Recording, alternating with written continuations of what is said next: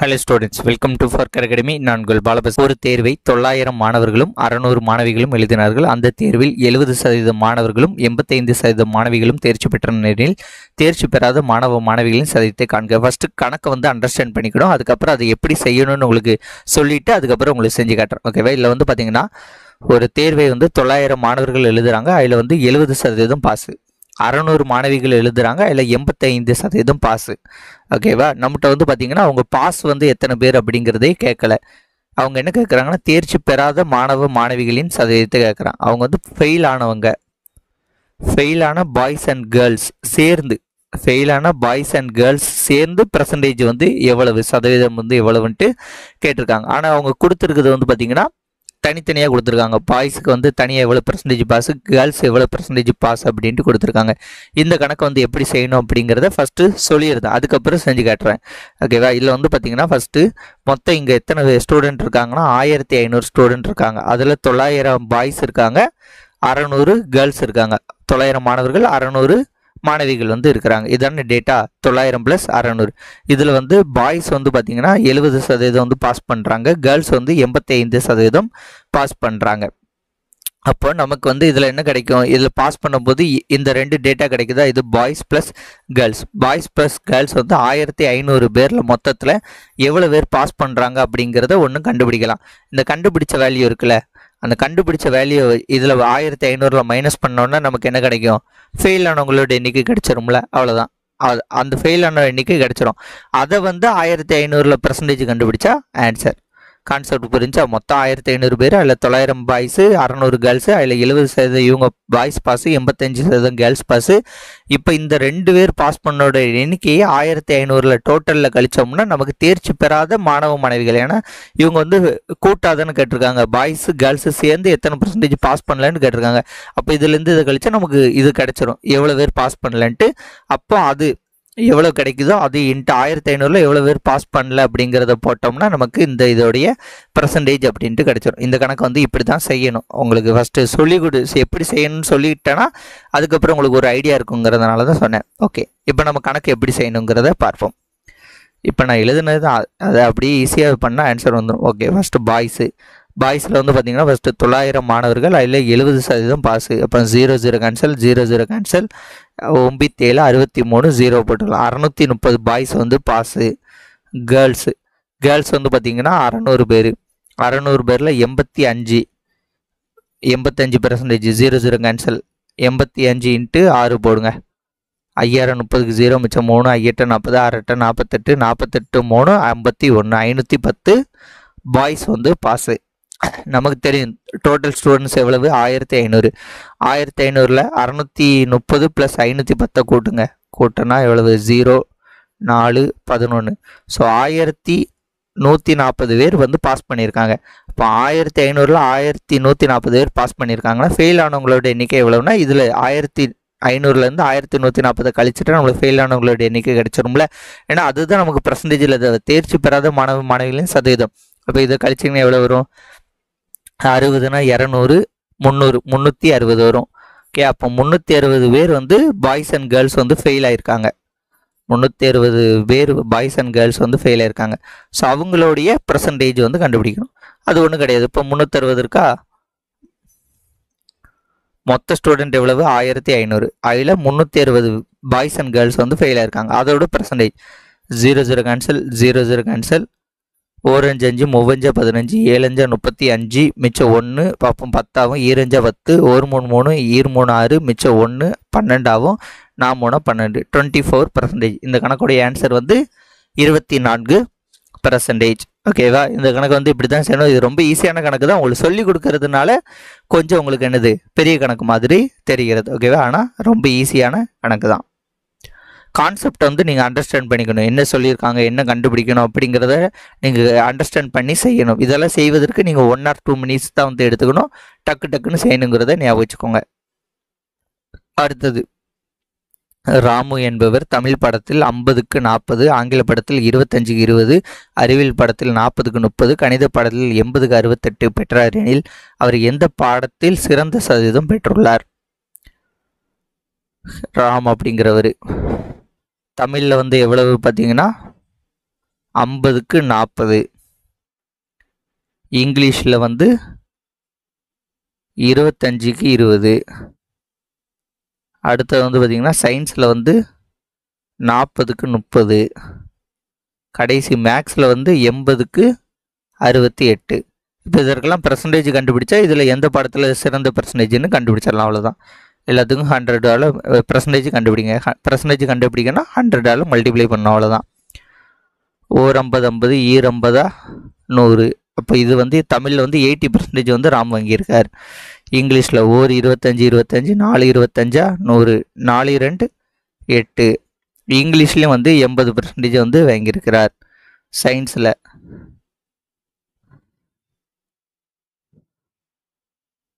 0 0 cancel பண்ணிடலாம். ஒரு நாள் 4 ஈர் 4 8 மிச்சம் 2 5 20 3 25 75. சயின்ஸில் வந்து 75%. இப்போ நமக்கு தெரியுது. இப்போ இந்த ரெண்டு சேம் பெர்சன்டேஜ் இருக்குது. இது சயின்ஸ் வந்து எவ்வளவு 75% இருக்குது. இப்போ பார்த்தாலே தெரியும் ரெண்டு சேம் பெர்சன்டேஜ் உள்ளது ஆன்சராக வராது, மேக்ஸ் தான் வரும்ன்ட்டு. ஸோ இல்லை மேக்ஸ் தான் வரும், அதை அடிச்சு போடுவோம். 0 0 கேன்சல். 4 2 8 I 2 10. ஒரு நாள் 4 மிச்சம் 2 2னா 28 28னா ஒரு நாள் 4 6 நாள் 24 7 நாள் 28 17 × 5 I 17 85 85%. ஸோ மேக்ஸில் வந்து பார்த்தீங்கன்னா 85% மதிப்பெண்ணை வந்து ராம் பெறுறார். அவரோட சிறந்த சதவீதம் வந்து எதிரில் இருக்குன்னா மேக்ஸில் இருக்குது.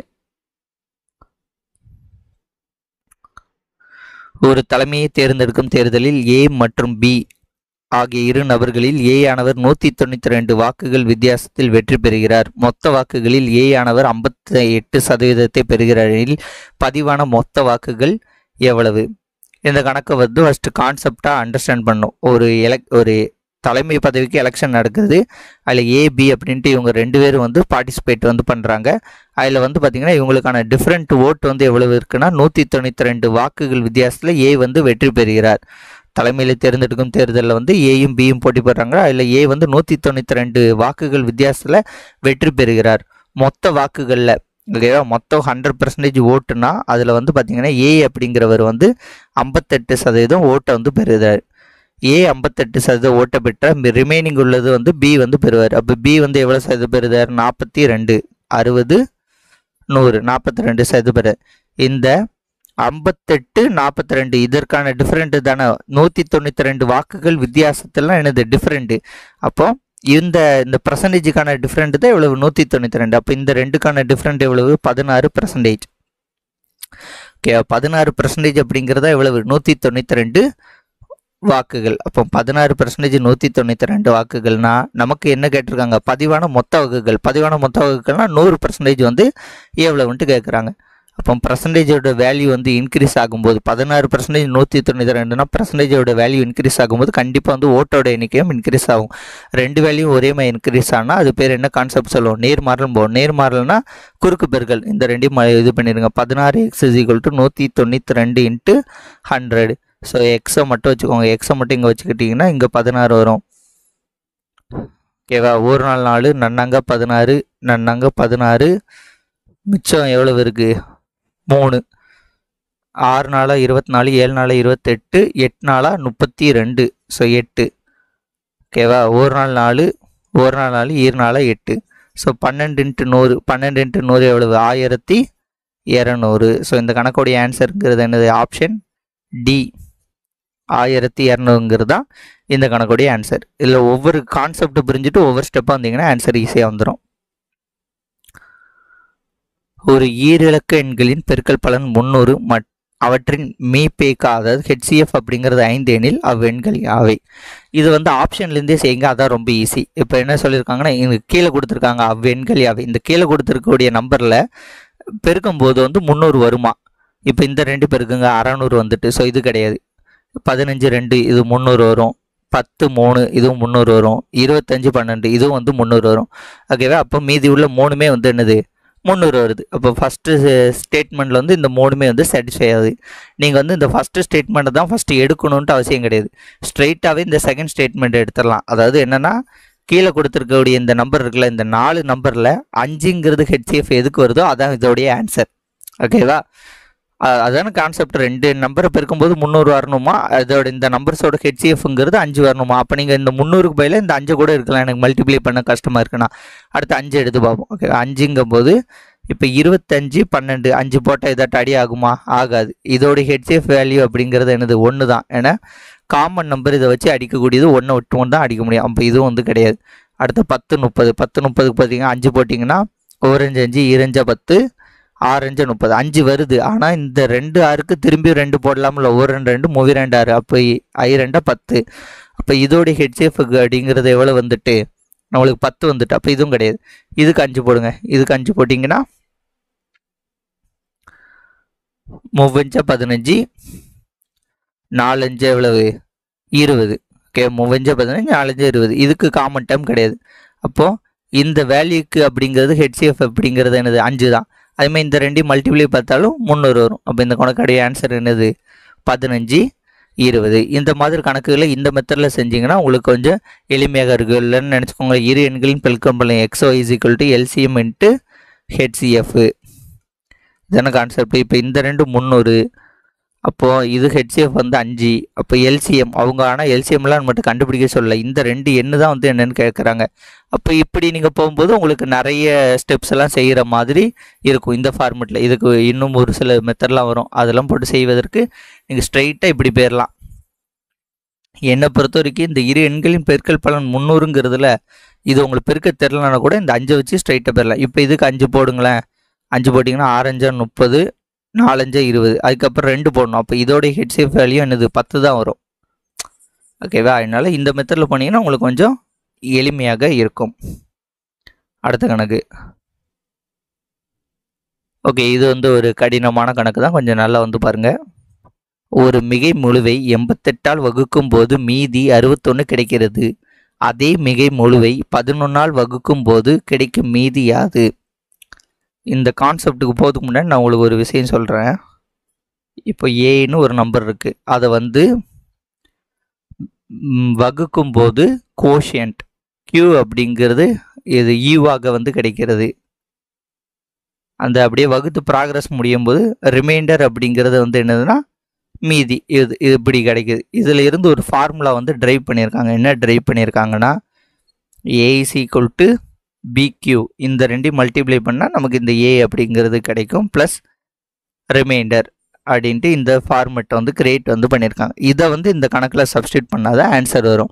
நிறைய பேர் வந்து மொட்டையாக சொல்லுவாங்க, அது மொட்டையாக சொல்கிறது அது வந்து உங்களுக்கு கரெக்டாக புரியாது. இப்போ இந்த ஃபார்முலாவை ஞாபகம் வச்சுக்கோங்க. இதில் நான் உங்களுக்கு சொல்கிறேன் பாருங்க. ஒரு மிகை முழுவை, நமக்கு அந்த மிகை முழு தான் என்னது? A. ஓகேவா? இப்போ இதில் ஏங்கிறது என்னது? மிகை முழு. B அப்படிங்கிறது என்னது? வகுக்கக்கூடிய எண். 88ஆல் வகுக்கும் போது, அப்போ இது 88ஆல் வகுப்பது. நமக்கு மிகை முழு வந்து தெரியாது, A அப்படியே வச்சுக்கோங்க. 88ஆல் வகுக்கும் போது நமக்கு ஈவு வந்து எவ்வளோ கிடைக்குதுன்னு தெரியாது. ஸோ ஈவு வந்து அப்படியே வச்சுக்கோங்க. ரிமைனிங் வந்து எவ்வளோ கிடைக்குதுன்னா 61. ஸோ இது ஃபஸ்ட்டு ஸ்டேட்மெண்ட் எழுதியாச்சா? இது எழுதியாச்சு. இது எழுதின பிறகு என்ன பண்ணுறாங்கன்னா, அதே மிகை முழுவை 11ஆல் வகுக்கும் போது கிடைக்கும் மீதி. இப்போ இந்த இது இருக்கா, இதை வந்து நம்ம என்ன பண்ணுறோம்? 11ஆல் வகுக்கிறோம். 11ஆல் வகுத்தா A/11 88. இது கோஷன்ட். இது வந்து என்னென்னா உங்களுக்கு ஈவு 11 + 61 / 11. ஓகேவா? இந்த 61 இருக்குல்ல, இது வந்து என்னென்னா நமக்கு மீதி. இப்போ இந்த கணக்கில் பொறுத்த வரைக்கும் இதில் நமக்கு தேவை என்ன கேட்டிருக்காங்க? கிடைக்கும் மீதி யாது? மீதி யாதுன்னு கேட்கும்போது இதில் 61ங்கிறது தான் மீதி ஏரியாவில் வருது. அப்போ இதுதான் மீதி ஏரியா. அப்போ 61 11 போட்டிங்கன்னா 5 55 6. மீதி வந்து எவ்வளவு? 6. 5 11 எவ்வளவு? 55. மீதி வந்து எவ்வளவு? 6 கிடைக்கும். அவ்வளோதான். இந்த ஃபார்மெட்டில் இதை போட்டிங்கன்னா ஆன்சர் வந்து வந்துடும். இந்த கணக்கில் இப்போ உதாரணத்திற்கு மீதிக்கு பதிலாக ஈவு கேட்டிருக்காங்க. ஈவு கேட்டாங்கன்னா இந்த இடத்துல வரும். 1 11 11 8 11 88. அப்போ இல்லை ஈவுன்னு கேட்டிருந்தாங்கன்னா 88ன்னு வந்திருக்கும். அவ்வளோதான். ஸோ இந்த கணக்கை பொறுத்த வரைக்கும் இல்லை என்ன கேட்குறாங்களோ, ஏன்னா இது வந்து ஈவுக்கான இடம், கோஷன்ட்டுக்கான இடம். இது வந்து மீதிக்கான ரிமைண்டர், மீதிக்கான இடம். மீதின்னு கேட்டால் இந்த இடத்துல செய்யணும், ஈவுன்னு கேட்டிருந்தா இந்த இடத்துல நம்ம செய்யணும், அவ்வளோதான். ஸோ 61/11 5 11 55 ரிமைனிங் 6ங்கிறத இந்த கணக்கு முடிச்சிடலாம். ஸோ இந்த ஃபார்மெட்டை வந்து ஞாபகம் வச்சுக்கோங்க. இது ஒன்றும் பெருசாக கிடையாது. A is equal to BQ plus R, இதை ஞாபகம் வச்சுக்கோங்க. அது எப்படி வருதுன்ட்டு ஞாபகம் வச்சுக்கிட்டிங்கன்னா, ஏயை வந்து பியால் வைக்கும்போது மேலே கோஷன்ட்டு ஈவு கிடைக்கும், கீழே ரிமைண்டர் Q கிடைக்கும். இப்போ இந்த ரெண்டு பேருக்கிட்ட இதை ஆட் பண்ணால் நமக்கு இந்த ஏ வந்து கிடைச்சிரும். அப்படிங்கிறத ஞாபகம் வச்சுக்கிட்டிங்கன்னா இதை ஈஸியாக ஞாபகம் வச்சுக்கலாம், மறக்காது. அடுத்த 6வது கொஸ்டின். ஓகே, இதெல்லாம் ரொம்ப ஈஸியானதான். இதோட எல்சிஎம் கேட்டிருக்காங்க. இப்போ இதோட எல்சிஎம் வந்து பார்க்கும்போது இந்த இடம் இருக்கா, இந்த இதுலேருந்து 5 காமனாக வெளியே எடுக்கலாம். காமனாக வெளியே எடுத்து என்ன வரும், x - 2. இது இருக்கா, இதிலேருந்து இப்போ இதை எப்படி செய்யலாம்னா, இதுலேயே 5 காமனாக வெளியே எடுக்கலாம். 5 காமனாக வெளியே எடுத்திங்கன்னா x² 5 போயிட்டு, இப்போ இதில் எத்தனை 5 இருக்குது, 4 5 இருக்குது, அப்போ 4ன்னு இருக்கும். இதை அப்படியே வச்சுக்கோங்க. இதை மட்டும் சிம்பிளிஃபை பண்ணிட்டு வாங்க. இப்போ x² மைனஸ் இந்த 4 வந்து எப்படி எழுதலாம், 2² எழுதலாமா, எழுதியாச்சு. இப்போ இந்த ஃபார்மெட் அப்படிங்கிறது எப்படி இருக்குது, a² - b² ஃபார்மெட்டில் இருக்குது. அப்போ a² - b² ஃபார்முலா என்னது, a + b a - b. அதுதான் இந்த வந்து இங்கே சப்ஸ்டியூட் பண்ணுறோம். அப்போ 5 இன்ட்டு x² - 2² இருக்குல்ல, அதை a + b a - bன்னு எழுதிக்கலாம். அப்போ x + 2 x - 2. இந்த இது இருக்கா, இது அப்படியே இங்கேயும் வரும், அப்படியே இங்கே வருது. இது வந்து என்ன வருது, 5x - 2 கமா இது ஒரு இது 5x + 2 x - 2. எல்சிஎம் அப்படிங்கிறது எல்லாத்தையும் வந்து எழுதக்கூடியது தானே. 2 5 காமனாக ஒரு 5 எழுதியாச்சு. x - 2 இருக்கா, x - 2 இங்கேயும் இருக்குது இங்கேயும் இருக்குது, அதை எழுதிக்கிறோம், x - 2. அடுத்து x + 2 இருக்கா, x + 2. ஸோ இந்த கணக்குடைய ஆன்சர் 5 × x - 2 × x + 2. இது ஆன்சர் எங்கே இருக்குன்னா ஆப்ஷன் டி, 5 × x - 2 × x + 2. அடுத்தது 16m - 12m² n² 8. இதில் வந்து பார்த்தீங்கன்னா இப்போ 8 12 16க்கு வந்து எல்சிஎம் எடுக்கணும். இந்த மைனஸ் அப்படிங்கிறத கடைசியில் போட்டுக்கணும். ஆன்சர் வந்து மைனஸில் தான் வரும்போது மைனஸ் அப்படிங்கிறத கடைசியில் போட்டுக்கணும். இப்போ இதுக்கு எல்சிஎம் எடுத்தால் என்ன வரும், டக்குன்னு பார்த்துடலாம், உங்களுக்காண்டி போட்டு காமிக்கிறேன். 2 4 2 8 6 2 12 8 2 16 2 2 4 3 2 6 4 2 8 2 1 2 3 1 2 2 4 4 2 8 8 8 3 24 24 × 2 48.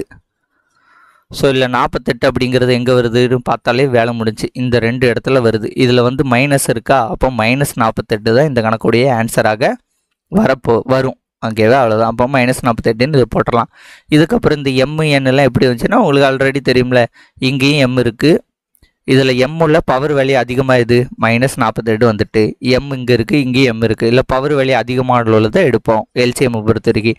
ஹெச்சிஎஃப்பை பொறுத்த வரைக்கும் பவர் வேல்யூ கம்மியாக உள்ளதை எடுப்போம். எல்சிஎம்னா பவர் வேல்யூ அதிகமாக உள்ளதை எடுப்போம். அப்போ m² அண்டு இது n வந்து இங்கேயும் இருக்குது ரெண்டுமே வந்து n² தான், அதனால் n²னே போட்டுக்கலாம். அப்போ 48 m² n². இல்லை மைனஸ் அப்படிங்கிறது இந்த இடத்துல இருக்குல்ல, அதனால் இங்கே போடுறோம், அதை மறந்துடாதீங்க. அடுத்தது ஒரு சூடேற்றி 40 நிமிடங்களில் 3 அலகுகள் மின்சாரத்தை பயன்படுத்துகிறது. 2 மணி நேரத்தில் எத்தனை அலகுகள் மின்சாரத்தை பயன்படுத்தும்? ரொம்ப ஈஸியான கேள்வி. 40 மினிட்ஸில் 3 யூனிட் கரண்ட்டை வந்து யூஸ் பண்ணுதான். 2 மணி நேரத்துக்கு எத்தனை யூனிட் யூஸ் பண்ணும்? 2 மணி நேரம் அப்படிங்கிறத ஃபஸ்ட்டு நிமிஷத்தில் மாற்றணும். 1 மணி நேரத்திற்கு 60 நிமிஷம். அப்போது 2 மணி நேரம்னா 120 மினிட்ஸ். அப்போ 120 மினிட்ஸ்க்கு எவ்வளவு யூனிட்ஸ் ஆகும்? இதுதான் வந்து கணக்கு. இப்போ இது வந்து 3 மடங்கு ஆயிருக்கு. இதை வந்து 3ஆல் மல்டிப்ளை பண்ணியிருக்காங்க. அப்போ இதையும் 3ஆல் மல்டிப்ளை பண்ண ஆன்சர் வந்து 9 யூனிட். இல்லைன்னா வந்து நீங்கள் எப்பவும் போல் நார்மலாக கூட செய்யலாம். அதாவது எப்படி, இப்போ நேரம் வந்து அதிகரிச்சிருக்கு, நேரம் அதிகரிக்கும் போது யூனிட்டும் வந்து அதிகரிக்கும். ரெண்டும் வந்து இன்க்ரீஸ் ஆச்சுன்னா அது நேர்மாறல் கிராஸ் மல்டிப்ளிகேஷன். அப்போ 40 × x = 120 × 3 டிவைடட், ஓகேவா, இது வரும். அதுக்கப்புறம் எக்ஸை மட்டும் இங்கிட்ட வச்சுக்கிட்டு 120 டிவைடட் பை 3 × 40 போட்டிங்கன்னா 0 கேன்சல். 1 4 3 12 1 3 3 3 9. ஸோ இப்படி கூட செய்யலாம். ஸோ இது வந்து கொஞ்சம் லென்த் மெத்தடு. அது வந்து ஃபஸ்ட்டு சொன்னது ஷார்ட் மெத்தட். பார்த்த உடனே ஆன்சர் வந்து நிறைய கணக்கு போட முடியுது கணக்கு ஷார்ட்டாக போட்டுருங்க. அடுத்தது 25% 25% எவ்வளவு? அது கொடுத்துருக்குது அப்படியே எழுதுங்க. 25% 25% எழுதிக்கோங்க. இப்போ இந்த ரெண்டையும் மல்டிப்ளை பண்ணால் எவ்வளோ வருது? 625 வருது. இப்போ இந்த ரெண்டையும் மல்டிப்ளை பண்ணால் எவ்வளோ வருது? 10,000 வருமா? 2 0, இங்கே ஒரு 2 0. இப்போ இதை டிவைட் பண்ணால் என்ன வரும்? 4 ஸ்தானம் தள்ளி புள்ளி வைக்கணும். 0.0625. 4 ஸ்தானம், ஏன்னா 4 0 இருக்கா, அப்போ 4 ஸ்தானம் தள்ளி புள்ளி வைக்கணும். அப்போ இதுலேருந்து இது இந்த இருக்கா, அவ்வளோதான். 4 0 இருக்குது, 4 ஸ்தானம் தள்ளி புள்ளி வைக்கணும் கண்டுபிடிச்சிட்டாலே வேலை முடிஞ்சு. அப்போ 0.0625 இதான் வந்து இந்த கணக்குடைய ஆன்சர். இப்போ உதாரணத்திற்கு ஓகே, அவ்வளோதான். இந்த 4 0 4 ஸ்தானம் தள்ளி புள்ளி வைக்கணும். நீங்கள் வந்து 3 போயிட்டு இங்கே வச்சிங்கன்னா இது இப்போ 3 ஸ்தானம் தானே வருது, நமக்கு இன்னொரு ஸ்தானம் வரணும். அதனால இன்னொரு 0 சேர்த்துக்கிட்டு புள்ளி வைக்கிறோம். அப்போ 4 ஸ்தானங்கிறது வந்துடும். இது ரொம்ப சிம்பிள் கணக்கு தான். அடுத்த கணக்கு,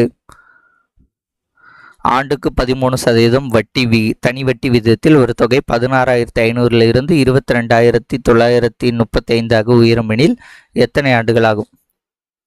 ஆண்டுக்கு 13% தனி வட்டியத்தில் வந்து ஒரு தொகை 16,500.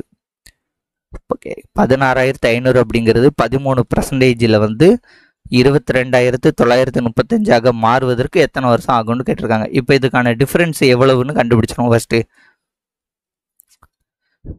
ஏன்னா எவ்வளோ கூடுதுன்னு தெரியணும்ல, அதுக்காண்டி 5 3 4 6 6,435 ரூபா வந்து நமக்கு இன்ட்ரெஸ்ட்டாக வந்து கிடைக்குது. ஏன்னா இது டோட்டல் அமௌண்ட் 22,935 டோட்டல் அமௌண்ட்.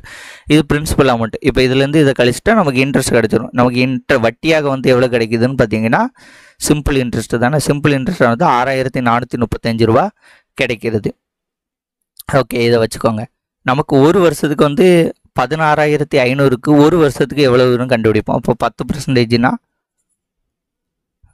அப்போ இதை வந்து 13%. ஓகே, 16,500க்கு 13%, அதான கணக்கு. 16,500க்கு 13%ல் எத்தனை வருஷத்தில் இது கிடைக்குங்கிறாங்க. அப்போ இதில் பார்த்தீங்கன்னா 0 0 கேன்சல், 0 0 கேன்சல். 165 × 13, 5 3 15க்கு 5 மிச்சம் 1, 6 6 3 18, 18 1 19க்கு 9 மிச்சம் 1, 1 3 3 3 1 4, 5 3 15க்கு 5 மிச்சம் 1, 5 3 15 6 3 18, 19க்கு 9 மிச்சம் 1, 5 14க்கு 4 மிச்சம் 1, 10 வருமா? 10க்கு 0 மிச்சம் 1 2.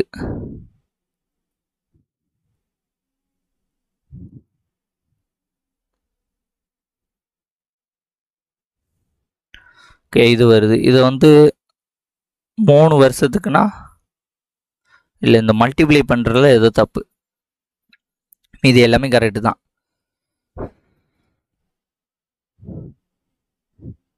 16,500க்கு வந்து 13%னா எவ்வளோ வரும்னா 2,145 ரூபா சம்திங் வரும். 16,500 × 13%. இது போட்டிங்கன்னா எவ்வளோ வரும்னா 2,145 ரூபா வரும். அப்போ அது வந்து 2 வருஷத்துக்குன்னா எவ்வளோ வரும்? 4,000 ரூபா சம்திங் தான் வரும். அப்போ இது கிடையாது, நமக்கு 6,000 ரூபா சம்திங் வருது. அப்போ 3 வருஷத்துக்கிட்ட. அப்போ 3 போடுங்க, கரெக்டாக வரும் பாருங்க. 5 3 15க்கு 5 மிச்சம் 1, 4 3 12, 12 1 13க்கு 3 மிச்சம் 1, 1 3 3 4, 2 3 6, 6,435ங்கிறது டிஃப்ரென்ஸ் இருந்துச்சு. அந்த டிஃப்ரென்ஸ் கரெக்டாக வந்துட்டா. ஸோ இந்த கணக்குடைய ஆன்சர் 3 வருடம். இதெல்லாம் வந்து நான் உங்களுக்கு இப்படி சொல்லி கொடுக்கேன், இல்லை வந்து பார்த்த உடனே கூட ஆன்சர் வந்து இந்த கணக்குலாம் போடலாம். அது எப்படின்னா, இப்போ இதற்கான டிஃப்ரெண்ட் அப்படிங்கிறத மட்டும் நீங்கள் கண்டுபிடிச்சிட்டிங்கன்னா போதும். இப்போ இதற்கான டிஃப்ரெண்ட் அப்படிங்கிறத ஃபஸ்ட்டு எழுதிடலாமா? 6,400 சம்திங்ட்டு. இப்போ இதில் 13% கேட்குறாங்க. அப்போ 10%னா 6,650. அடுத்து ஒரு 3%னா இது ஒரு 150, ஒரு 400னா ஒரு 2,000 கிட்ட வருது. அப்போ 2,000 கிட்ட வருதுன்னா இது மனக்கணக்கில் சொல்கிறேன். 2,000 கிட்ட வருது. 2,000 கிட்ட வருது. நமக்கு இது வந்து 6,000 டிஃப்ரெண்ட். அப்போ 3 வருஷம் போட்டால் இது கிடச்சிரும் அப்படின்ட்டு ஒரு செகண்டில் போடலாம். இதுக்கு அக்யூரேட் ஆன்சர் வரணும்னா கொஞ்சம் ஸ்டெப்ஸ் எல்லாம் செஞ்சு தான் வரும். அடுத்தது ஒரு சிம்பிள் ஆன்சர் கணக்கு. ஒரு தொகையானது 3 ஆண்டுகளில் 12% தனி வட்டி விகிதத்தில் 17,000 கிடைக்கிறதுனில் அந்த அசலை காண்க. நமக்கு இங்கே பார்த்தீங்கன்னா தொகை அப்படிங்கிறது தெரியாது. அது 3 வருஷத்தில் 12% வந்து பார்த்தீங்கன்னா 17,000 வந்து மாறுது. அப்போ நமக்கு அசல் எவ்வளோன்ட்டு கேட்டிருக்காங்க. பி சிம்பிள் இன்ட்ரெஸ்ட் தானே கொடுத்துருக்காங்க. Simple interest equal to PNR divided by 100. P value தெரில. என் வந்து பார்த்தீங்கன்னா 3 ஆண்டுகள் 12% வட்டி. வட்டியில் நமக்கு எவ்வளோ கிடைக்குது தொகை அமௌண்ட் அப்படிங்கிறது. இது சிம்பிள் இன்ட்ரெஸ்ட் கிடையாது. அமௌண்ட் அப்படிங்கிறது நமக்கு எவ்வளவு 17,000ன்னு கிடைக்குது. ஓகே, இப்போ இதை அடிச்சு போட்டிங்கன்னா ஆன்சர் கண்டுபிடிச்சிடலாம். இது 2 மெத்தட்லையும் சொல்லித்தரேன். எக்ஸை மட்டும் இங்கே வச்சுக்கோங்க. எக்ஸை மட்டும் இங்கே வச்சுக்கிட்டு மீதி இங்கே கொண்டு போங்க. கொண்டு போனீங்கன்னா இந்த 100 மேலே போகிறோம். கீழே 3 × 12. ஓகேவா? இது இப்படி பண்ணீங்கன்னு நினச்சிக்கோங்களேன். இந்த மெத்தட் வந்து உங்களுக்கு ரொம்ப கஷ்டமாக இருக்கும். நான் உங்களுக்கு சிம்பிள் மெத்தட் ஒன்று சொல்லித்தரேன் பாருங்கள். ஃபார்முலா எல்லாத்தையும் மறந்துடுங்க. சிம்பிளாக இப்போ இந்த கீழே இருக்குல்ல, இதுதான் அசல். இந்த 4 ஆப்ஷன் அசல். இதில் 12% போடுங்க. 12% போட்டு 3 வருஷத்துக்கு போடும்போது எப்படி வருதுன்னு பாருங்கள். இப்போ இதில் 12%. இப்போ இதில் 12%னா 10%னா எவ்வளவு 1250. அடுத்தது 1%னா 125. 2%னா 250. அப்போ 1250. இது ஒரு 2%க்கு எவ்வளவு 250 1500 வருது. ஓகே, 1500 3 ஆண்டுகள் 1500ங்கிறது 4500. அப்போ இது கூட 4500 கூட்டுங்க 17,000 மொத்த தொகை நமக்கு கிடைக்கும். 500 சேர்த்தா 13,000, 4000 சேர்த்தா 17,000. ஸோ மொத்த தொகை அப்படிங்கிறது கிடைக்கும். ஸோ இந்த கணக்குடைய ஆன்சர் ஆப்ஷன் ஏ 12,500 ஈஸியாக முடித்து விடலாம். ஓகேவா? இல்லைன்னா amount is equal to principal minus simple interest வருமா? அப்போ நமக்கு வந்து பார்த்திங்கன்னா அமௌண்ட்டு கொடுத்துட்டாங்க. அப்போ அமௌண்ட்டு மைனஸ் சிம்பிள் இன்ட்ரெஸ்ட்டு. அப்போ தான் பி வேல்யூ கிடைக்கும்.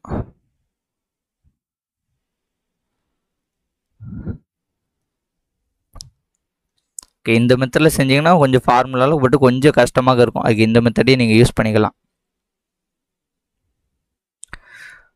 அடுத்த ஒரு தொகை தனி வட்டியில் 4 ஆண்டுகளில் 50% அதிகரித்தால் 10,000க்கு 3 ஆண்டுகளில் கிடைக்கும் கூட்டு வட்டியை காணுங்க. நீங்கள் பார்த்தீங்கன்னா இல்லை தனி வட்டின்னு கொடுத்துருக்கானுங்க, கூட்டு வட்டின்னு கொடுத்துருக்கானுங்க, என்ன சொல்ல வரானுங்க அப்படிங்கிறது மாதிரி குழப்பம். அது வந்து எப்படி செய்யணும்னு அந்த கணக்கு.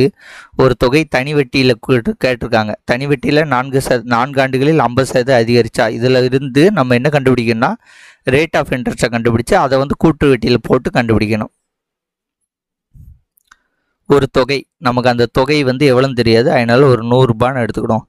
ஒரு 100 ரூபா அப்படிங்கிறது 4 வருஷத்தில் 50% அதிகரிக்கிறது. அப்போ 150 ரூபா அப்படின்ட்டு மாறுது. இப்போ இதில் இருந்து இதுக்குடைய ரேட் ஆஃப் இன்ட்ரெஸ்ட் வந்து நம்ம கண்டுபிடிக்கணும். ரேட் ஆஃப் இன்ட்ரெஸ்ட் வந்து கண்டுபிடிக்கணும்னா எப்படி கண்டுபிடிக்கலாம்? 100 ரூபாயில் 4 வருஷத்துக்கு இது போயிடுச்சுன்னா இதை 4ஆல் அடி கொடுக்கலாம். இது சிம்பிள் இன்ட்ரெஸ்ட்டில் தானே கேட்டிருக்காங்க. அப்போ இந்த ஃபஸ்ட்டு ஸ்டேட்மெண்ட்டு சிம்பிள் இன்ட்ரெஸ்ட்டில் எடுங்க. Simple interest equal to PNR divided by 100. இல்லை நமக்கு அந்த தொகை தெரியாது. அதனால் நம்ம அந்த தொகையை வந்து எவ்வளோ ஒரு 100 ரூபான்னு எடுத்துக்கிடுவோம். 100 ரூபா 4 வருஷத்துக்கு ரேட் ஆஃப் இன்ட்ரெஸ்ட் வந்து நமக்கு தெரியாது. அதை அப்படியே வச்சுக்கோங்க. வச்சுக்கிட்டு நமக்கு எவ்வளோ மாறுதுன்னு பார்த்தீங்கன்னா அந்த வேல்யூ 50% அதிகரிக்கிறது. அப்போ 50%னா மொத்த அமௌண்ட் வந்து எவ்வளோ 150 ரூபா ஆகும். இன்ட்ரெஸ்ட் அப்படிங்கிறது 50 ரூபாவாக இருக்கும். ஓகேவா? டோட்டல் அமௌண்ட் அப்படிங்கிறது என்னது நமக்கு amount plus principal plus interest தானே.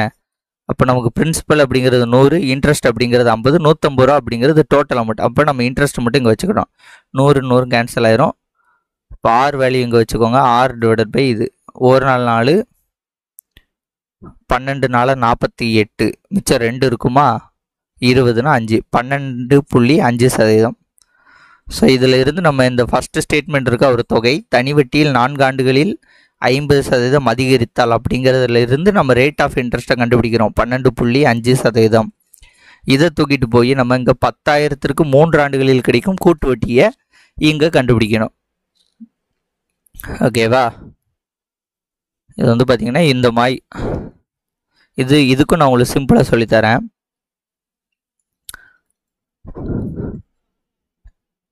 பன்னெண்டரை சதவீதம் 0 கேன்சல் 0 கேன்சல். இப்போ இதை 100ஆல் மல்டிப்ளை பண்ணால் எவ்வளோ வரும்? 1250. இந்த கூட்டு வட்டி அப்படிங்கும்போது 331 கான்செப்டில் பண்ணுங்கள். ஓகே, அப்போ இதை வந்து ஃபஸ்ட்டு 3ஆல் மல்டிப்ளை பண்ணுங்கள். 3ஆல் மல்டிப்ளை பண்ணிங்கன்னா 0 3 15க்கு 5 மிச்சம் 1 1 3 3 2 3 6 6 1 7 1 3 3 3750 வந்துட்டு. இல்லை பாருங்களேன், இது ஃபஸ்ட் இதுக்கே வந்துட்டு. இதுக்கப்புறம் வந்து என்ன பண்ணணும்னா இந்த 12500க்கு 12%, 12.5% இதை எடுக்கணும். இதெல்லாம் ஒரு தோராயமாக எடுத்தாலே நீங்கள் போதும், ஆன்சர் வந்துடும். இப்போ இதுக்கு 12%, இதுக்கு 10%னா 125 வருது. 2%னா வந்து எவ்வளோ வரும்? ஒரு 24 வரும், ஒரு 150 ரூபா வரும். அப்போ இதுக்கு ஒரு 150ன்னு வச்சுக்கோங்க. 150 × 3 ஒரு 450. இது ரெண்டாவதுக்கு. இதையும் வந்து 3, இது ஏன் 3ஆல் மல்டிப்ளை பண்ணும். ஓகேவா? 150 3 ஃபஸ்ட்டு வரக்கூடிய வேல்யூவை 3ஆல் மல்டிப்ளை பண்ணணும். ஆல்ரெடி சொல்லி கொடுத்தது தான். ரெண்டாவது வரக்கூடியது 3ஆல் மல்டிப்ளை பண்ணணும். அப்போ 150ன்னு வச்சுக்கோங்க. இது 3ஆல் மல்டிப்ளை பண்ணணும் 450. 0 0 மிச்சம் 1. ஓகேவா? 4200 கிட்ட வருது. இதில் பார்த்தீங்கன்னா எல்லாமே ஆன்சர் வந்து கூட தான். அப்போ இதுதான் வந்து இந்த கணக்குடைய ஆன்சர். இப்போ கிட்டத்தட்ட வந்துட்டிங்களா? இப்போ இதிலே பாருங்கள், இந்த 150க்கு 12% பாருங்கள், இன்னும் அக்யூரேஷனாக வரும். 0 கேன்சல் 3 15 2 10 6 6 3 18 ஒரு 18 வருது. அப்போ 4218 வருது நம்ம தோராயமாக போட்டு. அப்போ இது வந்து ஒரு 20 ரூபா தானே டிஃப்ரெண்ட் வருது. இப்படி கரெக்டாக வந்துடும். இது அக்யூரேட்டாக கொடுக்க மாட்டான். இப்போ 4238, அடுத்த ஆப்ஷனில் 4230, 4225 இந்த மாதிரிலாம் கொடுக்கவே மாட்டாங்க. இப்படி தான் நிறைய கேப் வச்சு தான் கொடுப்பாங்க. அப்போ நீங்கள் தோராயமாக போட்டால் கூட வந்துடும். இல்லைன்னு நினச்சிக்கோங்களேன், நீங்கள் வந்து கரெக்டாக ஃபார்முலாவை எழுதி கரெக்டான மெத்தடில் பண்ணால் தான் வரும்.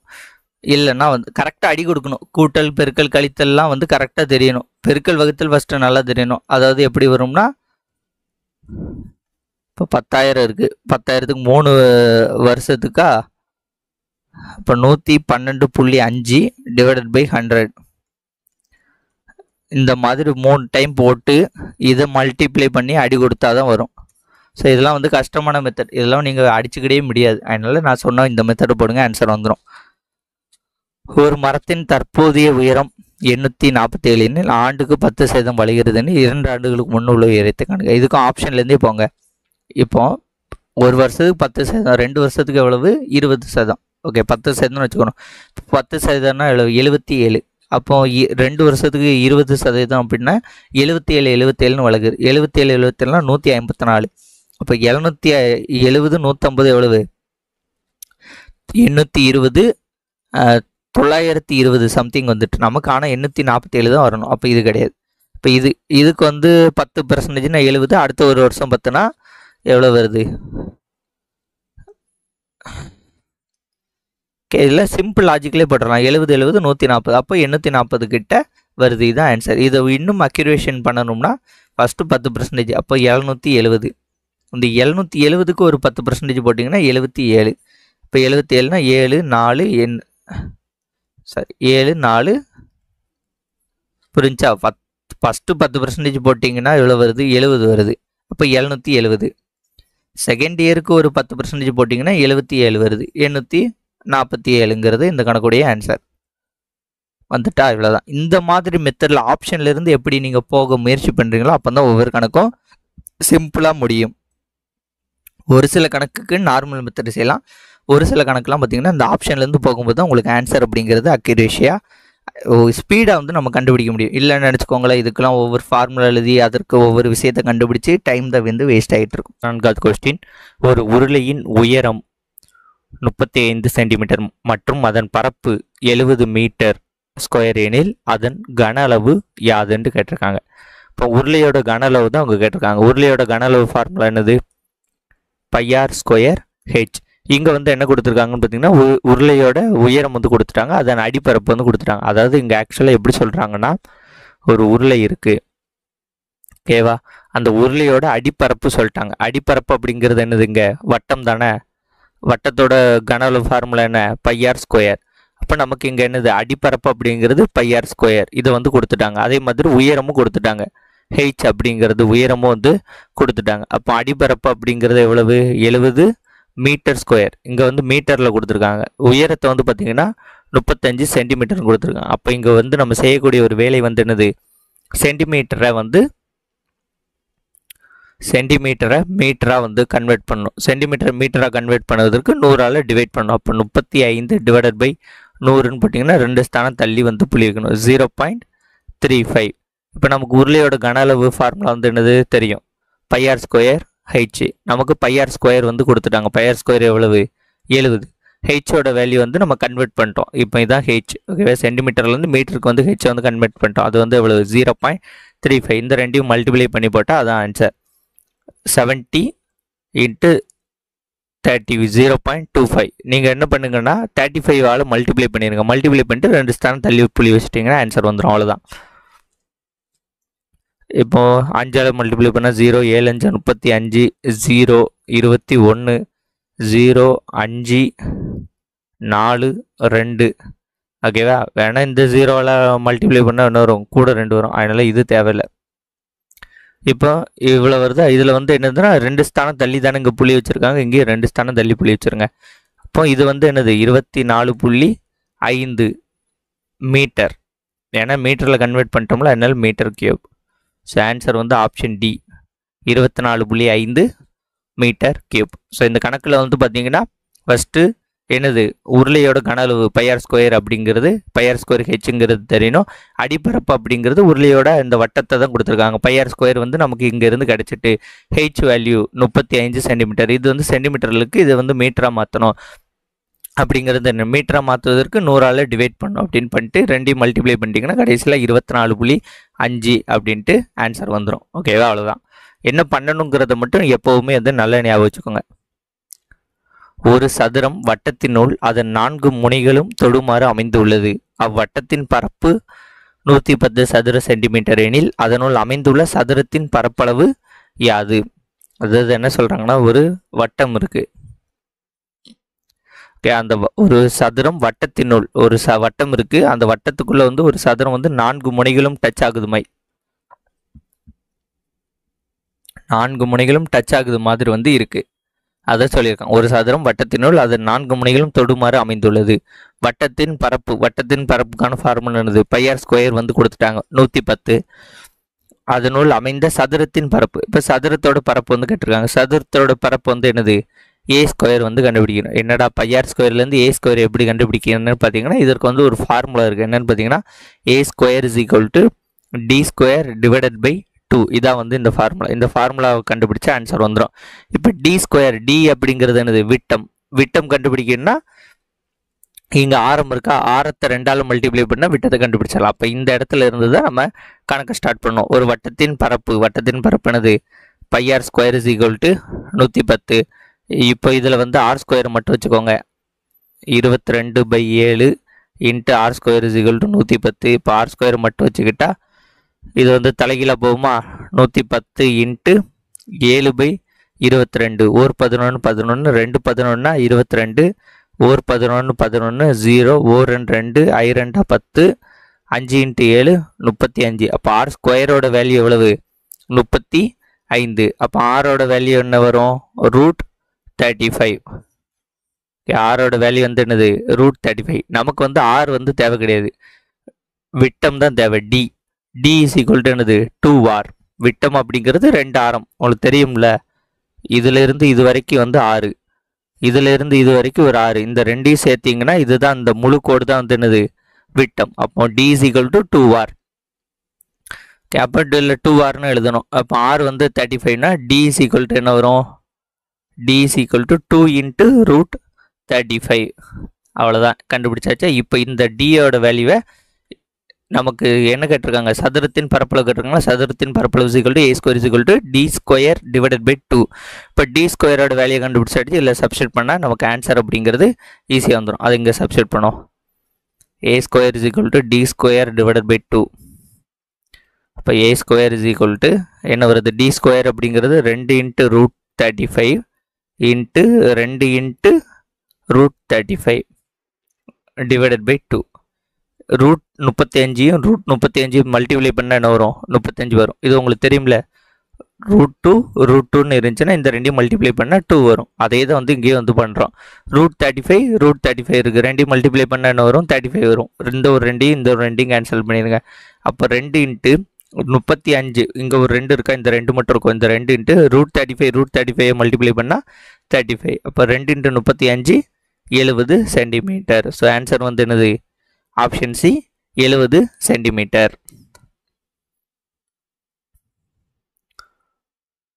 அடுத்தது, ஒரு கயிற்றால் கட்டப்பட்ட மாடு மேய்ந்த பகுதியின் பரப்பளவு 9856 சதுர மீட்டர் எனில் கயிற்று நீளம்.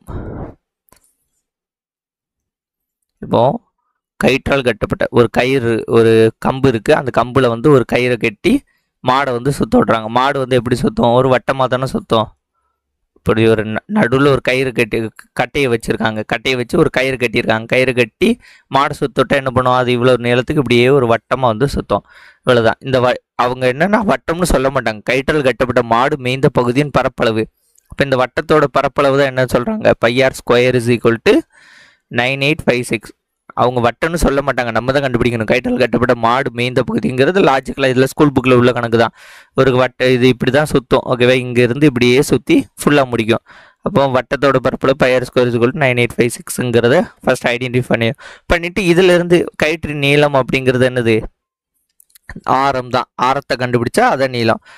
இது கயிறோட நீளங்க. இது 6 தானே? 6 கண்டுபிடிச்சா அதான் ஆன்சர். இப்போ 22/7 × r² = 9856. அப்போ r² = 9856 × 7 / 22. ஒரு 11 11, 2 11 22. இது 8 போட்டால் 88 வரும். ஓகேவா? ரிமைனிங் வந்து எவ்வளோ இருக்கும்? 10 இருக்கும். இந்த 5 வந்து சேர்த்துக்கோங்க. 105. 105னா 9 டைம் போட்டால் 99. அப்போ ரிமைனிங் எவ்வளோ இருக்கும்? 6. அப்போ இந்த 6 சேர்ந்து 66. 896 வரும். 1 2 2, 4 2 8, 4 2 8, மிச்சம் 1 16. 16னா 8 2 16. அப்போ 448 × 7. 8 56க்கு 6, மிச்சம் 5. 4 28, 28 5 33க்கு 3, மிச்சம் 3. 4 28, 28 3 31. 3136 அப்படிங்கிறது வருது. இது வந்து என்னது? r² value 3136. இப்போ ஆரோட வேல்யூ வந்து என்னங்கிறத கண்டுபிடிக்கணும். ஓகே, இதற்கு மேலே கண்டுபிடிப்பது கொஞ்சம் கஷ்டம். நீங்கள் அதனால ஆப்ஷனுக்கு போயிருங்க. இப்போ இதோட ஸ்கொயர் வேல்யூ என்னது? 49. நமக்கு வந்து பார்த்திங்கன்னா இவ்வளோ வரணும், 31 36ன்னு வரணும். இப்போ இது கிடையாது. இதோட ஸ்கொயர் வேல்யூ 64. இது கிடையாது. இதோட ஸ்கொயர் வேல்யூ 225. இதுவும் கிடையாது. அப்போ இது 56 56 இருக்குன்னா நமக்கு 3136ங்கிறது வரப்போகுது. அப்போ இதோட ஆன்சர் வந்து இதுதான். வேணால் செக் பண்ணதுக்கு வந்து திரும்ப இதை மல்டிப்ளை பண்ணிக்கோங்க. 6 6 36க்கு 6, மிச்சம் 3. 5030 30 3 33. 5030க்கு 0, மிச்சம் 3. 5 25 28 6 3 1 1. 3136 வந்துட்டா. ஸோ இந்த கணக்கோடைய ஆன்சர் இதுதான். இந்த கணக்குக்கு வந்து இதையெல்லாம் செய்யாமல் கூட நீங்கள் வந்து ஆன்சரை கண்டுபிடிக்கலாம். ஏன்னா 9856 அப்படிங்கிற சதுர மீட்டர் இருக்குது. இப்போ இதில் அடி கொடுத்தா இந்த இடத்துலையே நீங்கள் வந்துடலாம். ஓகேவா? ஏன்னா பெரிய வேல்யூவாக இருக்குது. இது 49 வரும், இது 64 வரும், இது வந்து 225 தான் வரும். ஆனால் நமக்கு தேவை நிறைய வேல்யூ தேவைப்படுதுன்னு இந்த கணக்கை வந்து செய்யாமல் கூட ஒரு யூகத்தில் போடலாம். செஞ்சு போட்டாலும் ஈஸி தான். இந்த இடத்தோட நிப்பாட்டிடுங்க. ஓகேவா? இது ஆனால் இதுக்கப்புறம் நீங்கள் கண்டுபிடிக்கிறது கஷ்டம். அதனால ஆப்ஷனுக்கு போயிருங்க. அடுத்த கணக்கு, ஏ என்பவர் பிஐ போல் 2 மடங்கு வேலை செய்பவர். மேலும் அவர்கள் இருவரும் இணைந்து ஒரு வேலையை 24 நாட்களில் முடிப்பார் எனில் ஏ மட்டும் அவ்வேலையை முடிக்க எத்தனை நாட்கள் ஆகும்? என்ன சொல்கிறாங்கன்னா, ஏ பின்னு 2 பேர் இருக்காங்க. ஏ வந்து ஒரு வேலையை முடிக்க 2 நாள் ஆக்குனார்னா, பி வந்து ஒரு வேலையை முடிக்க 2 நாள் ஆக்குனார்னா, ஏ வந்து ஒரே நாளில் வேலையை முடிச்சிடுவார் அப்படிங்கிறாங்க. ஏ என்பவர் பிஐ போல 2 மடங்கு வேலை செய்பவர். இவர் 2 நாளில் செய்கிற வேலையை இவர் 1 நாளில் செஞ்சிருவார் அப்படிங்கிறது தான் கான்செப்ட். இந்த மாதிரி கணக்கை பொறுத்த வரைக்கும் நீங்கள் எப்போவுமே என்ன பண்ணுங்கன்னா, திறமையை கொண்டு வாங்க. திறமையை கொண்டு வரும்போது எப்படின்னா, இவருக்கு 1 மடங்கு திறமை இருக்குன்னா இவருக்கு 2 மடங்கு திறமை இருக்குது. அதானே ஆன்சரு. ஏன்னா இவர் வந்து திறமைக்கும் உங்களுக்கு ஒரு கான்செப்ட் புரியுதான்னு பார்ப்போம். ஒருத்தருக்கு வந்து 1 திறமை இருக்குன்னு வச்சுக்கோங்க, 1% திறமை இருக்குன்னா அவர் ஒரு வேலையை வந்து 2 நாளில் முடிக்கிறாரு. அதான் கான்செப்ட். ஒருத்தருக்கு 2 மடங்கு திறமை இருக்குன்னா அவர் ஒரு வேலையை எத்தனை ஒரு நாளில் முடிப்பார். ஸோ இங்கே வந்து அவங்க கொடுத்துருக்கூடிய ஸ்டேட்மெண்ட்டை எப்படி எழுதணும்னா திறமையின் அடிப்படையில் நம்ம எழுதிக்கிறோம். ஏ என்பவர் பிஐ போல 2 மடங்கு திறமையானவர். அந்த கொடுத்துருக்க ஸ்டேட்மெண்ட்டே எழுதிருங்க.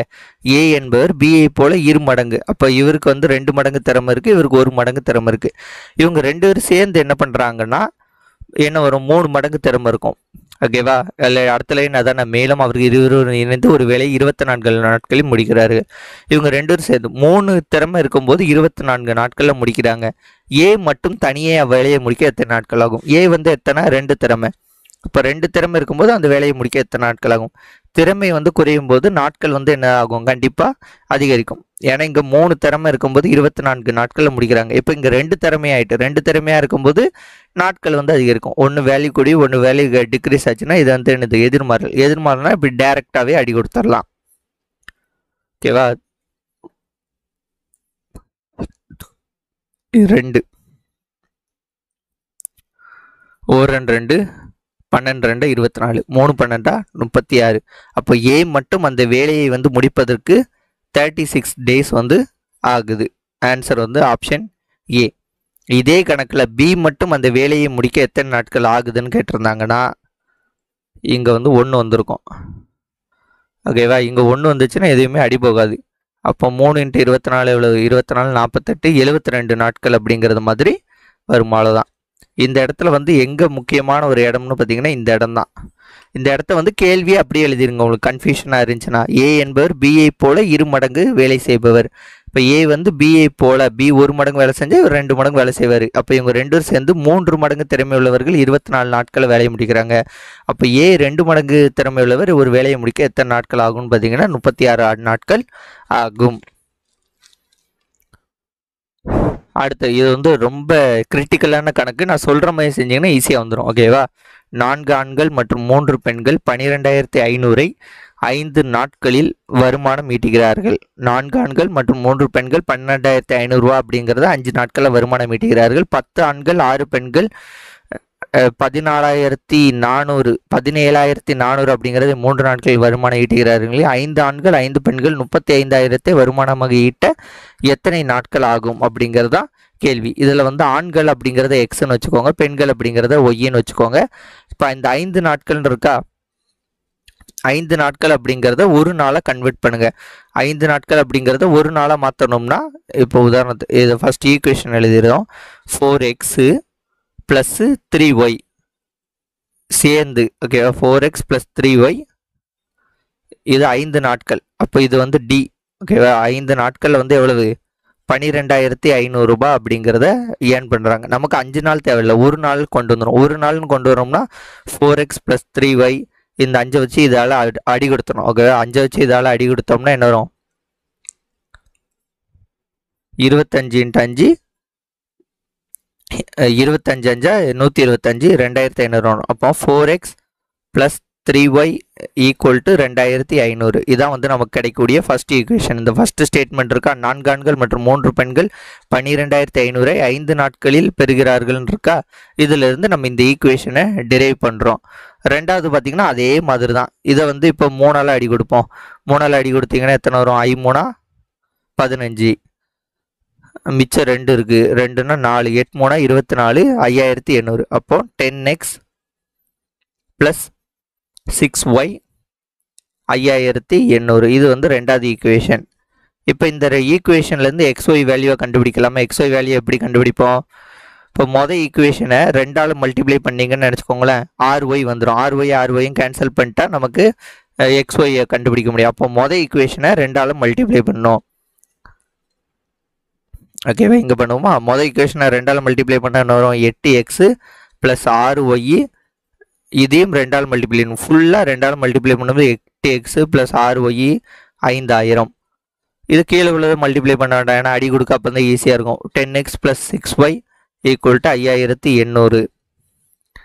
இப்போ இதில் சைன் சேஞ்ச் பண்ணுமா? இது மைனஸ் ஆக்கிடணும், ஏன்னா மைனஸ் ஆக்கினா தானே அடி கொடுக்க முடியலன்னா. அப்போ 6 12 என்ன சைன் சேஞ்ச் பண்ணுறோம், இதை கேன்சல் பண்ணோம். +6y - 6y கேன்சல் பண்ணிட்டோம். இங்கே வந்து 8 - 10 இருக்கு. அப்போ 2x is equal to 5000ல் 800 போச்சுன்னா -800 மைனஸும் மைனஸும் கேன்சல் பண்ணிடலாம். அப்போ x is equal to 2 4 2 8 x is equal to எவ்வளவு 400. இப்போ x is equal to 400 அப்படிங்கிறத இந்த ஈக்குவேஷனில் சப்ஸ்டிட் பண்ணுங்க. சப்ஸ்டிட் பண்ண என்ன வரும்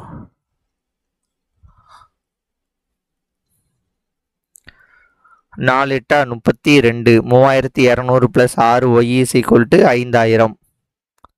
இது இங்கே கொண்டு போகலாமா? கொண்டு போனால் எவ்வளோ வரும் 6y is equal to 5000லேருந்து 3200 கழிங்க. கழிச்சிங்கன்னா எவ்வளோ வரும் 1800. அப்போ y is equal to 1800 divided by 6ன்னு போட்டிங்கன்னா 3 18 300 y is equal to 300.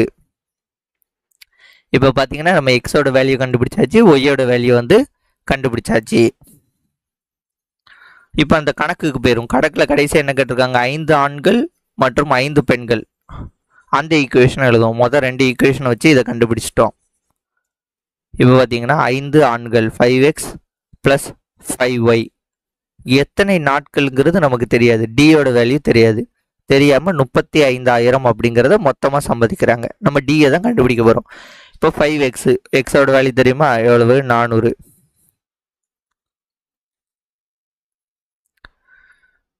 Plus 5y ஒய்யோட வேல்யூ 300. நமக்கு டியோட வேல்யூ தெரியாது, அதை அப்படியே வச்சுக்கோங்க 35000. இப்போ இந்த 2 மல்டிப்ளை பண்ணால் 5 4 20 2000 5 3 15 1500 35000. இப்போ இந்த 2 கூட்டினீங்கன்னா எவ்வளோ வரும் 3500. அப்போ 3500 டி இஸ் ஈக்குவல் டு 35000. அப்போ டியை மட்டும் வச்சுக்கிட்டா என்ன வரும் இந்த 3500ங்கிறத இங்கே டிவிஷனில் வந்துருமா? டிவிஷன் பண்ணுங்க. 0 0 கேன்சல் 0 0 கேன்சல். ஒரு 35 35 10 35 எவ்வளவு 350. அப்போ டியோட வேல்யூ வந்து எவ்வளவு 10. இந்த கணக்கோட ஆன்சருங்கிறது 10 நாட்கள். 5 ஆண்கள் 5 பெண்கள் வந்து 35000 வருமானமாக ஈட்ட 10 நாட்கள் ஆகும்.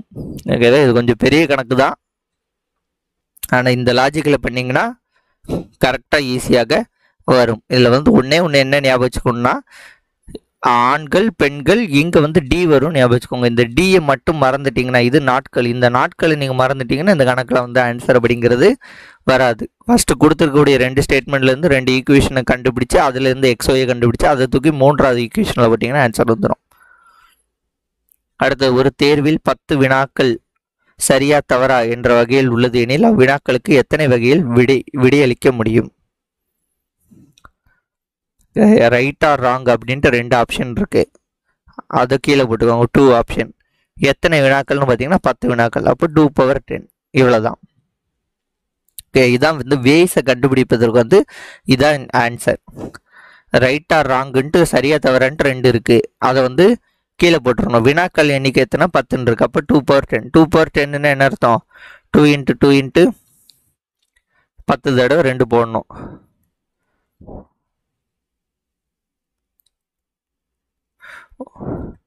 ஓகே, 1 2 2 4 4 2 8 8 2 16 16 32 64 128 256 512 1024. ஸோ 1024 வழிகளில் வந்து இதற்கு விடையளிக்க முடியும். இதான் வந்து ஆன்சர். அடுத்து வீச்சு. வீச்சு அப்படிங்கிறது ரேஞ்ச் அப்படிம்பாங்க இங்கிலீஷில். Range is equal to large number minus small number L minus S. இல்லை லார்ஜ் நம்பர் அப்படிங்கிறது வந்து என்னென்னு பாருங்கள் 16 18 18 20 20 22 22 24 24 26 26 28. இப்போ லார்ஜ் நம்பர் 28ன்னு போட்டாச்சு. ஸ்மால் நம்பர் அப்படிங்கிறது பார்த்தீங்கன்னா 16ன்னு டக்குன்னு போட்டுருவோம். 16ன்னு போடக்கூடாது, ஏன்னா 16 to 18 வந்து மாணவர்கள் எண்ணிக்கை 0.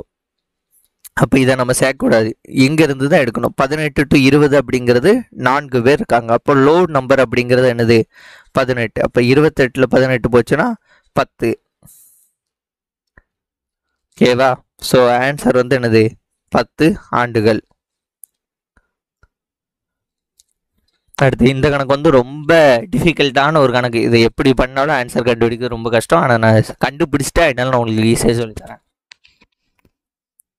இப்போ இந்த கணக்கில் வந்து பார்த்தீங்கன்னா ஸ்டாப்பு ஈக்குவல் டு 24ன்னு கொடுத்துருக்காங்க, பென் ஈக்குவல் டு 10ன்னு கொடுத்துருக்காங்க, நியர் ஈக்குவல் டு 12 அப்படின்ட்டு குறிப்பிட்டால் ரோஸ் என்பதை எவ்வாறு குறிப்போம் அப்படின்ட்டு கேட்டிருக்காங்க. இந்த கணக்கை பொறுத்த வரைக்கும் இதில் உள்ள எல்லா ஆல்ஃபபெட்டிக் இருக்குல்ல, இதை வந்து என்னென்னா கரெக்டாக எழுதணும்.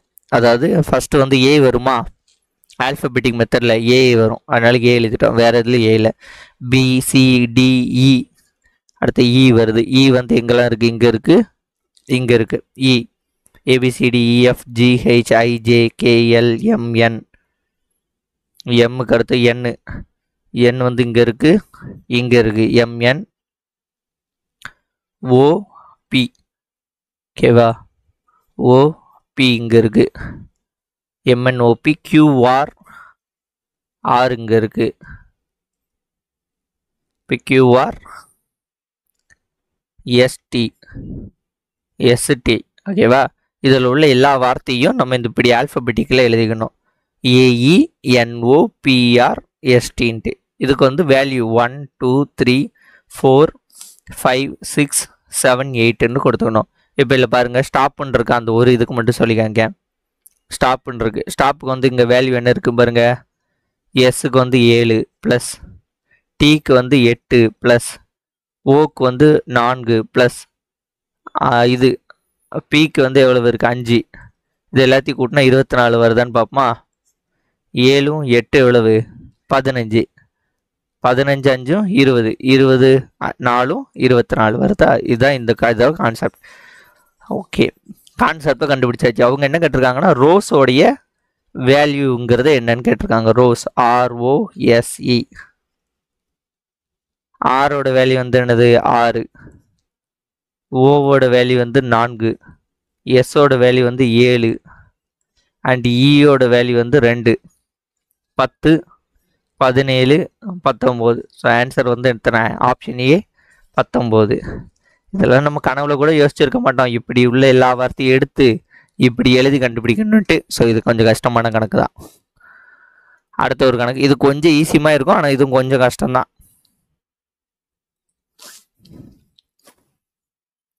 ஓகே, ஒரு குறிப்பிட்ட குறியீடு மொழியில் லைஃப் என்ற வார்த்தைக்கு 2965, லைஃப் அப்படிங்கிறதுக்கு என்ன பண்ணுறாங்கன்னா 2965ன்னு எழுதுறாங்க. இங்கே வந்து பார்த்தீங்கன்னா சேவ், சேவ் அப்படிங்கிறது வார்த்தைக்கு என்ன எழுதுவாங்க அப்படிங்கிறத கேட்காங்க. இப்போ இதுக்கு வந்து பார்த்தீங்கன்னா ABCD எழுதிரும். GHIJKLMNOPQRSTUVWXYZ 1 2 3 4 5 6 7 8 9 10 11 12 13 14 15 16 17 18 19 20 21.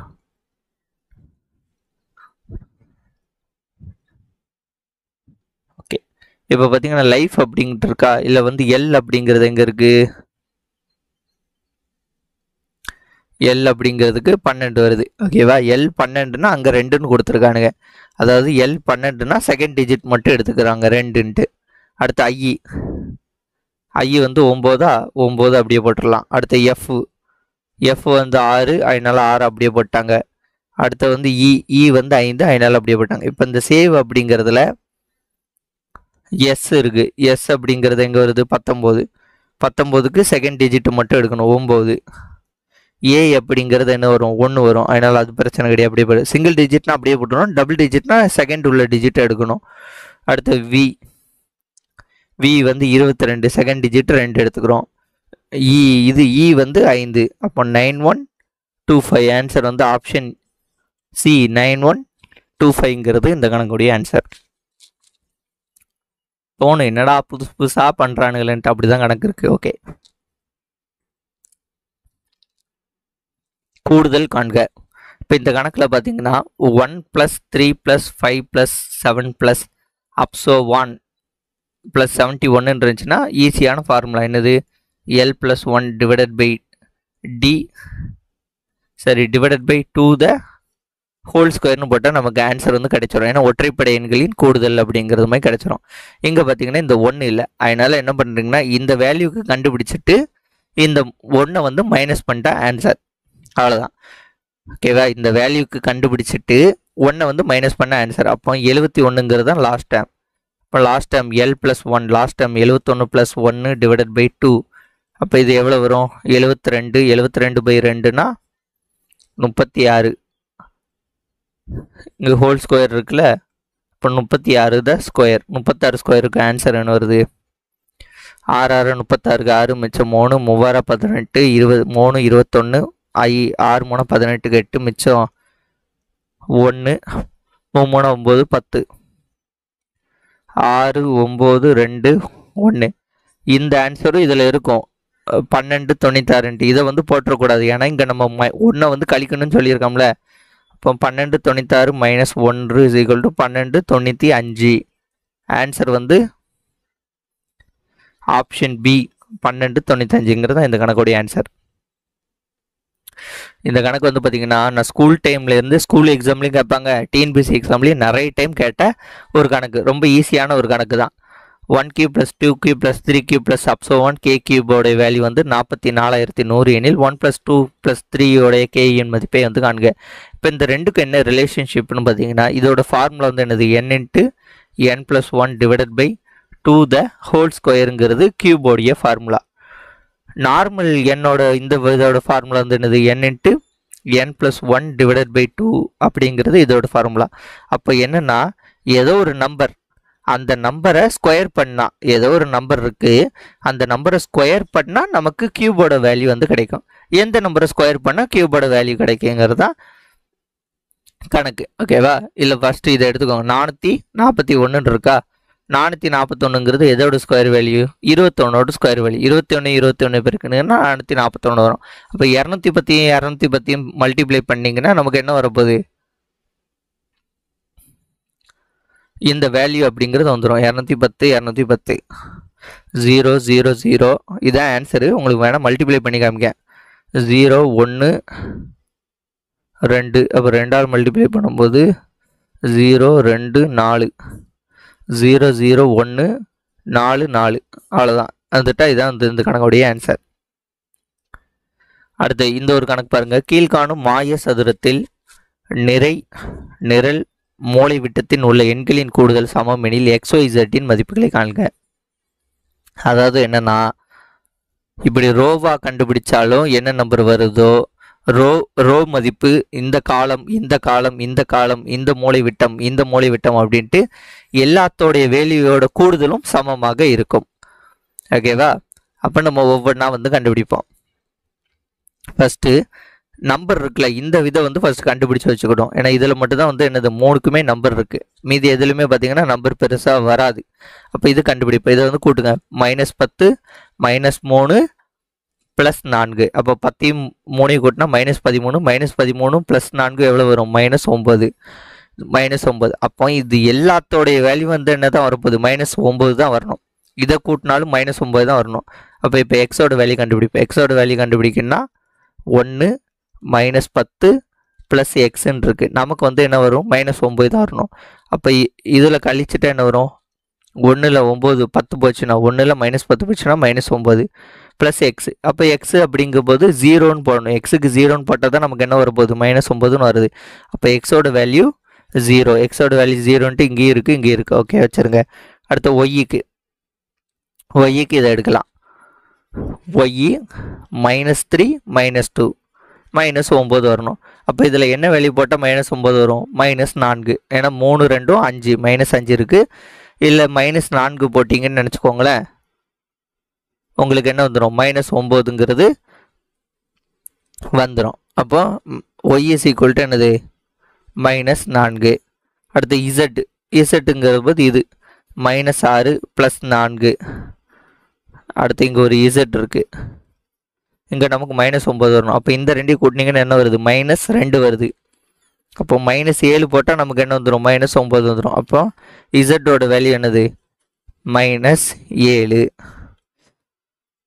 ஸோ 0 -4 -7 ஆன்சர் வந்து ஆப்ஷன் சிங்கிறது தான் இந்த கணக்குடைய சரியான ஆன்சர். ஸோ இந்த கொஸ்டின் பேப்பரில் உள்ள கணக்குகள் கொஞ்சம் கடினமாக தான் இருக்கும். ஏன்னா டிஎன்பிசி இப்படி தான் வந்து இப்போ ரீசெண்டாலாம் கேட்டுக்கிட்டு இருக்காங்க. ஸோ கொஞ்சம் நல்லா ப்ராக்டிஸ் வந்து பண்ணுங்கள். இந்த வீடியோ உங்களுக்கு பிடிச்சிருந்தா உங்கள் ஃப்ரெண்ட்ஸ்க்கு ஷேர் பண்ணுங்கள். தேங்க்யூ. வேறு ஒரு வீடியோன்னு சந்திப்போம். நன்றி, வணக்கம், பாய்.